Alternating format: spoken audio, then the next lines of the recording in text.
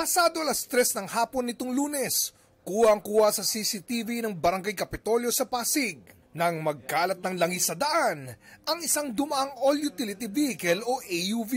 Dahil hindi po siguro secure yung kanilang pagkakalagay sa kanilang vehicle, hindi nila alam na tatapon na.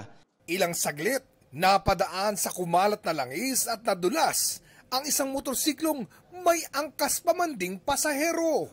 Agad naman silang tinulungan ng mga tao sa lugar at tinulungang makatabi sa gilid. Inalok daw sila ng ambulansya ng barangay pero di na raw ito nagpatulong pa at kalaunay sumakay na muli ng motor at umalis. Luckily, hindi po na-injured yung ating rider and minor injuries lang siguro yung rider tsaka yung angkas niya. Yun nga, kawawa po yung motorsiklo dahil wala naman din siyang kamalay-malay siguro na biglang may oil spill doon sa dadaanan niya. At para di na maulit pa ang insidente, agad pina-flashing ng barangay ang tumagas na langis. Kung may makikita umunong mga tumagas na langis sa daan, agad daw ipagbigay alam sa mga kinaukulan. Para sa GMA Integrated News, Oscar Oida ang inyong saksi!